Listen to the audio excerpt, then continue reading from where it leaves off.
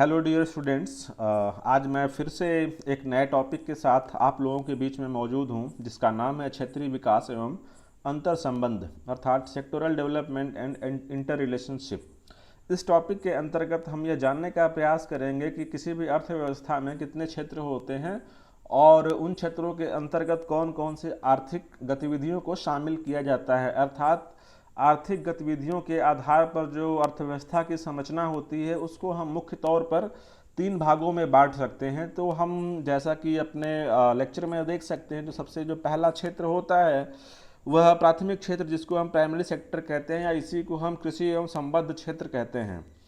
तो इस क्षेत्र के अंतर्गत विभिन्न आर्थिक क्रियाओं को शामिल किया जाता है, जैसे कि कृषि का जो कार्य है, जितनी भी खेती गृहस्थी आजकल हो रही है, वो सभी गतिविधियां इसी क्षेत्र के अंतर्गत आती हैं। इसके अलावा जो संबद्ध क्षेत्र की हम बात करते हैं तो पशुपालन हुआ, वानिकी हुआ, मत्स्य पालन हुआ इत्यादि इसमें शामिल होते हैं। इसके अलावा खनन और उत्खनन जैसी गतिविधियां भी प्राथमिक क्षेत्र की गतिविधियों का ही हिस्सा हैं। जो दूसरा हमारा क्षेत्र होता है अर्थव्यवस्था का, उसको हम द्वितीयक क्षेत्र कहते हैं, अर्थात इसी को हम इंडस्ट्रियल सेक्टर या औद्योगिक क्षेत्र भी कहते हैं। इन क्षेत्रों के अंतर्गत जो आर्थिक गतिविधियां आती हैं उसके कुछ उदाहरण इस प्रकार हैं, जैसे कि विनिर्माण, निर्माण, बिजली, गैस एवं जल आपूर्ति। और जो सबसे तीसरा जो प्रमुख क्षेत्र है किसी भी अर्थव्यवस्था का, वह होता है तृतीयक क्षेत्र, जिसको हम सर्विसेज सेक्टर या सेवा क्षेत्र के रूप में जानते हैं। और इसके अंतर्गत जो गतिविधियां आती हैं, जो आर्थिक क्रियाएं आती हैं, उसके कुछ उदाहरण आपके सामने पेश हैं, जैसे कि व्यापार हुआ, भंडारण हुआ, परिवहन हुआ, संचार हुआ, वित्त हुआ, बीमा हुआ, कारोबारी सेवाएं, और इसके अलावा सामुदायिक और सामाजिक एवं निजी सेवाएं भी जो हैं वो इस क्षेत्र के अंतर्गत शामिल होती हैं। तो इस प्रकार से हमने देखा कि आर्थिक गतिविधियों के आधार पर हम कैसे किसी अर्थव्यवस्था को तीन क्षेत्रों में बांट सकते हैं, और भारतीय अर्थव्यवस्था को भी इन्हीं आधार पर इन तीन क्षेत्रों में विभाजित किया गया है। तो सबसे पहले हम जानने की कोशिश करेंगे कि प्राथमिक क्षेत्र का महत्व क्या है। तो प्राथमिक क्षेत्र एक ऐसा क्षेत्र है जो कि जिसके की जो उत्पाद हैं, आर्थिक गतिविधियों के फलस्वरूप जो उत्पादन होगा वह मानव अस्तित्व के लिए आवश्यक है। उदाहरण के लिए जो अनाज का उत्पादन होता है, जो खाद्यान्न का उत्पादन होता है, यदि इन खाद्यान्नों का उत्पादन न हो तो दुनिया की समस्त आर्थिक क्रियाओं का कोई महत्व नहीं रह जाता, क्योंकि जब तक आपके पास खाद्यान्न की उपलब्धता नहीं है तब तक कोई भी देश या कोई भी राष्ट्र प्रगति नहीं कर सकता, और दिनों दिन उसमें जो है उसके विकास में बाधा ही उत्पन्न होगी। इसकी दूसरी सबसे बड़ी जो विशेषता है इस क्षेत्र में जो उत्पादन होता है वह प्रकृति के संयोग से संचालित होता है, अर्थात इसमें प्रकृति और मनुष्य के एक संयोग से उत्पादन किया जाता है। जो अर्थव्यवस्था का दूसरा क्षेत्र है जिसका नाम हम जानते हैं इंडस्ट्रियल सेक्टर, इसकी सबसे बड़ी विशेषता ये है कि इसमें जो प्रोसेसिंग का फॉर्मेट है, अर्थात इसमें किसी प्रोडक्ट को उत्पादित किया जाता है और उसका मूल आधार होता है रॉ मटेरियल, अर्थात किसी रॉ मटेरियल के आधार पर हम किसी उत्पाद को बनाते हैं। अगर इसे टेक्निकल वर्ड्स में हम जाने तो हमारे पास दो टेक्निकल वर्ड्स हैं सामने। एक होता है इनपुट अर्थात आगत, दूसरा होता है आउटपुट अर्थात निर्गत। तो जो इनपुट्स होते हैं उन्हीं को हम रॉ मटेरियल्स वगैरह कहते हैं। इन इनपुट्स के आधार पर हम किसी भी वस्तु का निर्माण करते हैं। उदाहरण के लिए अगर आप जो मोबाइल यूज़ कर रहे हैं तो वो एक प्रकार का आउटपुट है, लेकिन जो भी उसके कंपोनेंट्स हैं या जो भी उसको बनाने के लिए मटेरियल का प्रयोग किया गया होगा वो सभी उस उत्पाद के आगत हैं या इनपुट हैं। इसके अलावा जो तीसरा क्षेत्र है जिसको हम तृतीयक क्षेत्र या सेवा क्षेत्र के रूप में जानते हैं, तो यह एक ऐसा क्षेत्र होता है कि जो प्राथमिक और द्वितीयक क्षेत्र की आर्थिक क्रियाओं को सहयोग प्रदान करता है। अर्थात जो प्राथमिक और द्वितीयक क्षेत्र में जो भी आर्थिक गतिविधियां हो रही हैं, जो भी उत्पादन हो रहा है, उनको एक सपोर्टिव एलिमेंट के रूप में यह क्षेत्र काम करता है। उदाहरण के लिए जैसे हमने बैंकिंग सर्विसेज की बात की, तो आज के दौर में आप देख सकते हैं कि बैंकिंग सेवाओं के बिना किसी भी उद्योग या कृषि जो क्षेत्र है उस क्षेत्र के विकास को सुनिश्चित नहीं किया जा सकता है। इसी तरीके से जो ट्रांसपोर्टेशन सर्विसेज हैं, ट्रांसपोर्टेशन सर्विसेज के बिना आज अपने हम उद्योगों को अधिक विकसित नहीं कर सकते हैं, ना ही कृषि क्षेत्र का समुचित विकास हो सकता है। तो ये जितनी भी सेवाएं होती हैं वो प्राथमिक और द्वितीयक क्षेत्र में जो आर्थिक गतिविधियां हैं उनको सहायता प्रदान करती हैं। एक अर्थशास्त्री थे जिनका नाम था कोलिन क्लार्क। तो उन्होंने आर्थिक जो इकोनॉमिक ट्रांसफॉर्मेशन अर्थात जो संरचनात्मक परिवर्तन था, उस संरचनात्मक परिवर्तन के बारे में बात की। तो उन्होंने अपने अध्ययन के माध्यम से यह बताया था कि जब भी कोई राष्ट्र, जब भी दुनिया की कोई अर्थव्यवस्था विकास के पथ पर अग्रसर होती है तो उसकी अर्थव्यवस्था में कुछ संरचनात्मक परिवर्तन होते हैं। तो जो संरचनात्मक परिवर्तन होते हैं तब हम समझ सकते हैं कि हमने जो अर्थव्यवस्था की संरचना की बात की थी, अर्थव्यवस्था की जो संरचना है अर्थात इसके अंतर्गत जो 3 क्षेत्र हैं उन तीनों क्षेत्रों में परिवर्तन दिखता है। तो उन्होंने अपने थीसिस में, अपने सिद्धांत में ये बात कही थी कि आर्थिक विकास के फलस्वरूप राष्ट्रीय आय की संरचना में परिवर्तन होता है। तो इसका आशय यह है कि राष्ट्रीय आय में जो विभिन्न क्षेत्र हैं अर्थात प्राथमिक, द्वितीयक और तृतीयक, उन सभी क्षेत्रों का जो योगदान है और उनका जो तुलनात्मक महत्व है उसमें परिवर्तन होता है। तो उसका परिणाम यह होता है कि आर्थिक विकास की प्रक्रिया में जो कृषि का तुलनात्मक योगदान है वह कम होता जाता है और उद्योगों और सेवाओं का योगदान बढ़ता जाता है। तो ये इस पूरे आज के लेक्चर के पीछे जो एक सैद्धांतिक इसका पक्ष था वह पक्ष यही था कि हम यह देखने का प्रयास कर रहे थे कि अर्थव्यवस्था में आज़ादी के बाद से क्या स्ट्रक्चरल ट्रांसफॉर्मेशन अर्थात संरचनात्मक परिवर्तन हुआ है कि नहीं, जो कि एक आर्थिक विकास का सूचक भी माना जाता है। तो इसी बात का हम परीक्षण करेंगे और उस परीक्षण करने के लिए हम कुछ डेटा का सहारा लेंगे। तो आपके सामने ये टेबल है जिसमें हम विभिन्न वर्षों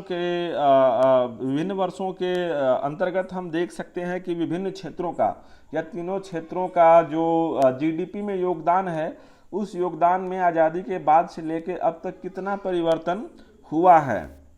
तो अगर यह परिवर्तन जो कोलिन क्लार्क महोदय कहते हैं उनकी आइडियोलॉजी, उनके विचारों के हिसाब से होता है तो इसका मतलब हम यह मान सकते हैं कि भारतीय अर्थव्यवस्था में संरचनात्मक परिवर्तन हुआ है, अर्थात अर्थव्यवस्था के जो विभिन्न क्षेत्र हैं उन क्षेत्रों के महत्व में, उन क्षेत्रों के योगदान में परिवर्तन आया है। तो उदाहरण के लिए अगर हम इस टेबल में देखें तो 2004 और 5 की कीमतों पर अगर हम देखते हैं तो 1950-51 का जो वर्ष था तो उसमें जो कृषि एवं संबद्ध क्षेत्र का जो हिस्सा था, मतलब जीडीपी में प्राथमिक क्षेत्र का जो हिस्सा था वो 53.1% था। ठीक है। उसके बाद हम अगर 1990-91 की बात करें तो हम देखते हैं कि कृषि एवं संबद्ध क्षेत्र का जो हिस्सा है जीडीपी में वह कम होकर के 29.6% हो जाता है। और 2013-14 की अवधि में हम यह देखते हैं कि इस क्षेत्र का जो जीडीपी में हिस्सा है वह 13.9% है। तो हम यह देख सकते हैं कि जो पहली बात कोलिन क्लार्क ने कही थी कि जीडीपी में जो हिस्सेदारी होती है, जो राष्ट्रीय आय में जो कृषि क्षेत्र की जो हिस्सेदारी होती है वह कम होती है, तो यह बात यहाँ से स्पष्ट हो जाती है कि 1950-51 से लेकर 2013-14 तक भारतीय अर्थव्यवस्था में या भारतीय जो जीडीपी है अर्थव्यवस्था की, उस जीडीपी में प्राथमिक क्षेत्र का जो हिस्सा है, जो प्रतिशत है वो कम हुआ है। अब हम दूसरे क्षेत्र उद्योग क्षेत्र की अगर हम बात करें तो हम देख सकते हैं कि 1950-51 में औद्योगिक क्षेत्र का जो हिस्सा था वो 16.6% था, जो कि 1990-91 में बढ़कर 27.7% हो गया। और 2013-14 में यह बढ़कर और 2013-14 में यह लगभग उतना ही रहा, जो कि जिसको हम 26.2% के रूप में यहाँ पर देख रहे हैं। लेकिन अगर हम इसका 1951 से तुलना करें तो देखते हैं कि इस क्षेत्र के जो हिस्सेदारी है जीडीपी में उसमें वृद्धि हुई है। अब हम तीसरे क्षेत्र सेवा क्षेत्र पर नज़र डालते हैं तो देखते हैं कि 1950-51 में जो सेवा क्षेत्र का योगदान था वो 30.3% था, जो कि 1990-91 में बढ़कर 42.7% हो गया। और 2013-14 के वर्ष में यह जो प्रतिशत था वह बढ़कर 59.9% हो गया। अब हम एक दूसरे प्रकार के आंकड़ों की बात करते हैं, अर्थात 2011-12 की कीमतों पर। तो इसके पीछे एक थोड़ी सी टेक्निकलिटी है कि हाल के वर्षों में जो वर्तमान सरकार है उस सरकार ने जो जीडीपी जो आकलन है उसका एक आधार वर्ष लिया जाता है। तो उसके पहले जो था जो आधार वर्ष हमारा था वो 2004-05 था, और अब जो आधार वर्ष है उसको बदल करके 2011-12 कर दिया गया है। इसकी बहुत सारी टेक्निकलिटीज़ होती हैं, तो उन टेक्निकलिटीज़ में आप लोगों को जाने की आवश्यकता नहीं है। जब आप बीए द्वितीय वर्ष में जाएंगे तो इन सारी बातों पर चर्चा होगी। तो इसके तहत हम देख सकते हैं कि 2013-14 में लगभग कृषि क्षेत्र का जो योगदान था उतना ही रहा, 17.2%, और 2014-15 में 16.1%, और 2016-17 जो लास्ट जो डेटा हमारे पास है वो कृषि क्षेत्र का जो हिस्सा है वो 17.7% है। इसके अलावा अगर हम उद्योग क्षेत्र की बात करें तो देखते हैं कि 2013-14 में जो उद्योग क्षेत्र था उसका जो हिस्सा था जीडीपी में वो 31.7% था, और 2014-15 में 31.4% था, और 2016-17 में थोड़ा सा घट करके 27.95% पर आ गया। इसी बीच अगर हम सेवा क्षेत्र को देखें तो हम पाते हैं कि 2013-14 में जो सेवा क्षेत्र का योगदान था जीडीपी में वह 51.2% था, और 2014-15 में ये बहुत थोड़ा सा इसमें वृद्धि हुई जो कि 52.5% पर पहुंच गया, और 16-17 में इसकी हिस्सेदारी बढ़ करके 54.28% हो गई। तो इस तरीके से हम देखते हैं कि एक समय सापेक्ष या समय परिवर्तन के हिसाब से हम देख रहे हैं कि अर्थव्यवस्था में जो प्राइमरी सेक्टर है तो जीडीपी में प्राइमरी सेक्टर का जो हिस्सेदारी है वह 53% से घट करके लगभग 18% पर आ गई है। वहीं जो औद्योगिक क्षेत्र है उसका जो जीडीपी में हिस्सेदारी है वो 16.6% से बढ़कर 2016-17 में 27.95% हो गई है। और सेवा क्षेत्र जिसका कि हिस्सा 1950-51 में 30.3% था और इसकी हिस्सेदारी 2016-17 में बढ़कर 54.28% हो गई। तो हम यह निश्चित रूप से कह सकते हैं जो कोलिन क्लार्क की अवधारणा थी जिसके अंतर्गत उन्होंने अर्थव्यवस्था में जो संरचनात्मक परिवर्तन की बात की थी, तो वह संरचनात्मक परिवर्तन भारतीय अर्थव्यवस्था में परिलक्षित हो रहा है। और हम यह देख सकते हैं कि जो सेक्टोरल कॉम्पोजिशन है उसमें एक अभूतपूर्व परिवर्तन हुआ है। तो यहाँ पर जो कुछ मुख्य बिंदु जो उभर के सामने आ रहे हैं वो आपके सामने है, जैसे कि इन पिछले 50-60 सालों में जो कृषि का सापेक्षिक महत्व है उसमें कमी आई है और औद्योगिकरण को प्रोत्साहन मिला है। इसके साथ साथ जो तृतीयक क्षेत्र का अभूतपूर्व विकास हुआ है, क्योंकि राष्ट्रीय आय का लगभग आधे से अधिक हिस्सा वह सेवा क्षेत्र से आ रहा है। इसीलिए जो भारतीय आर्थिक विकास की जो प्रक्रिया रही है खास तौर से 2004-05 के बाद से, तो उसको हमने उस आर्थिक विकास को हमने सर्विस लेड ग्रोथ का नाम दिया है। तो यह बात हो गई भारतीय अर्थव्यवस्था में संरचनात्मक परिवर्तन की।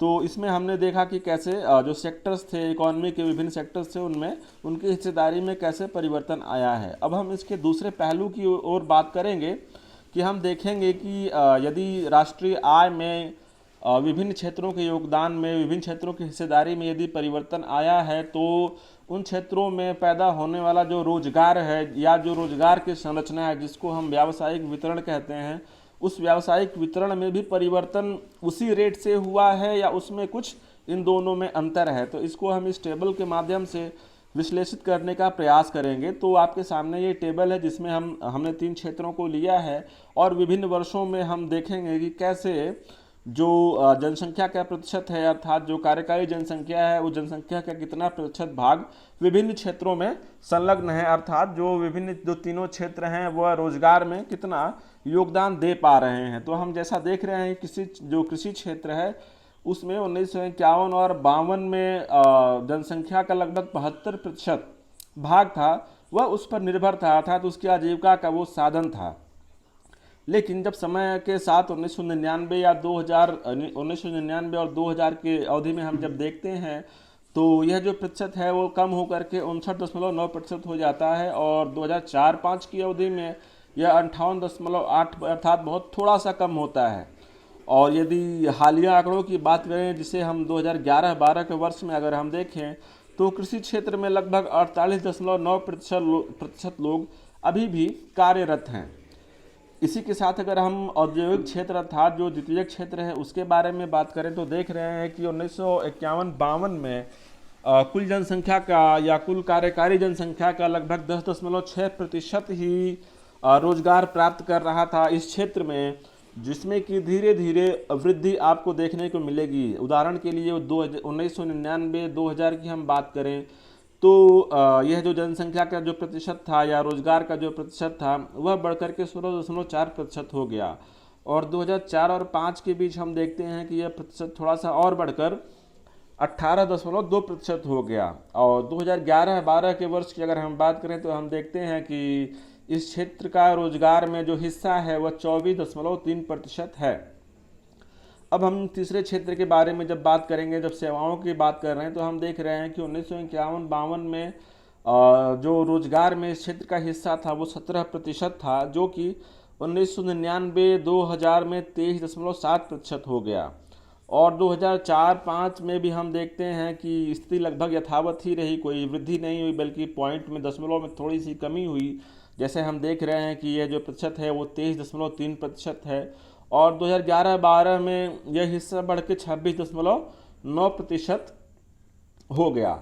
तो अब इन दो टेबल्स, इससे पहले जो हमने बात की थी स्ट्रक्चरल ट्रांसफॉर्मेशन के बारे में, और अभी हम जनसंख्या का जो व्यावसायिक वितरण की जो बात कर रहे हैं, इन दोनों में एक विरोधाभास पैदा हो रहा है। वह विरोधाभास यह है कि समय के सापेक्ष कृषि का जो योगदान था हमारे राष्ट्रीय आय में या जीडीपी में, तो उसका हिस्सा तो कम हो गया और द्वितीयक क्षेत्र और तृतीयक क्षेत्र का हिस्सा तो बढ़ गया, लेकिन उस हिसाब से जो दोनों क्षेत्र थे, अर्थात जो औद्योगिक क्षेत्र थे और जो तृतीयक क्षेत्र था सर्विस सेक्टर था, इन दोनों क्षेत्रों में जो रोजगार ज़्यादा पैदा नहीं हुए। इसलिए आज भी हम देख रहे हैं कि कृषि पर अधिक से अधिक जनसंख्या का जो प्रतिशत है वो अभी भी कृषि पर ही निर्भर है, जबकि राष्ट्रीय आय में इसका योगदान कम है। अगर हम बात करें तो देख रहे हैं कि 2011-12 में लगभग 48.9% जो जनसंख्या है वह कृषि पर निर्भर है, लेकिन जो ऊपर का टेबल जो हम पहले बात कर रहे थे तो हम ये देख रहे हैं कि उसमें जो उसका जो योगदान है हमारी जीडीपी में वो 17.7% है, जबकि औद्योगिक क्षेत्र का जो योगदान है वह बढ़कर के 27.95% हो गया। लेकिन जो उसका रोजगार में जो उसकी वृद्धि हुई बहुत ज़्यादा नहीं हुई, और रोजगार का जो उसका प्रतिशत है वो 24.3% ही है। और हम जब देखते हैं राष्ट्रीय आय का आधे से अधिक हिस्सा सेवा क्षेत्र से आ रहा है, लेकिन रोजगार के मामले में यह क्षेत्र फिसड्डी साबित रहा है। और हम देख सकते हैं कि केवल 26.9% रोजगार ही इस क्षेत्र में पैदा हो रहा है। तो इस तरीके से अगर हम स्ट्रक्चरल ट्रांसफॉर्मेशन को देखते हैं, अर्थात भारतीय अर्थव्यवस्था के संरचनात्मक परिवर्तन को देखते हैं, और भारतीय अर्थव्यवस्था का जो व्यावसायिक वितरण है, अर्थात उसकी जो रोजगार की संरचना है, उसका अगर हम क्षेत्रवार अध्ययन करते हैं तो हमको एक विरोधाभासी प्रवृत्ति देखने को मिलती है। अर्थात जिन दो क्षेत्रों का बहुत तेजी से विकास हुआ आज़ादी के बाद, वह क्षेत्र रोजगार को सृजन करने में पर्याप्त रूप से सफल नहीं हो पाए, जिसके कारण अभी भी अधिक से अधिक जो जनसंख्या है वो कृषि पर निर्भर है। अगर इसके हम कुछ कारणों की बात करें तो वह जो कारण है कि इसी काल अवधि में जनसंख्या में भी बहुत तेजी से वृद्धि हुई है, और उद्योग और सेवा क्षेत्र का जो विकास रहा है वह उतना तेज नहीं हुआ है। हालांकि सेवा क्षेत्र का विकास 2005-06 के बाद बहुत तेज गति से हुआ है, लेकिन फिर भी रोजगार सृजन के मामले में इस क्षेत्र ने उतनी प्रगति नहीं की।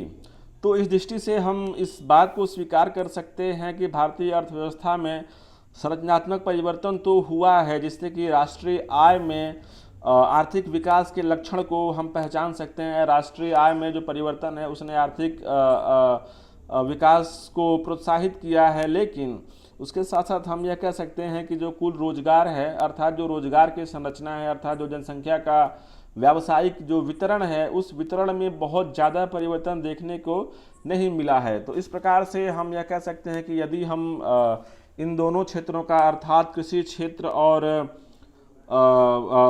अगर हम उद्योग क्षेत्र और सेवाओं क्षेत्र में ऐसी नीतियों का पालन करें, ऐसी नीतियों को लागू करें जिससे कि रोजगार में वृद्धि हो, इसके साथ साथ हमको कृषि को भी प्रगतिशील कृषि को भी विकसित करना होगा और कृषि क्षेत्र में निवेश के माध्यम से ही हम कृषि क्षेत्र में और अधिक रोजगार की संभावनाएं पैदा कर सकते हैं, क्योंकि कृषि क्षेत्र को अभी हम इग्नोर नहीं कर सकते हैं।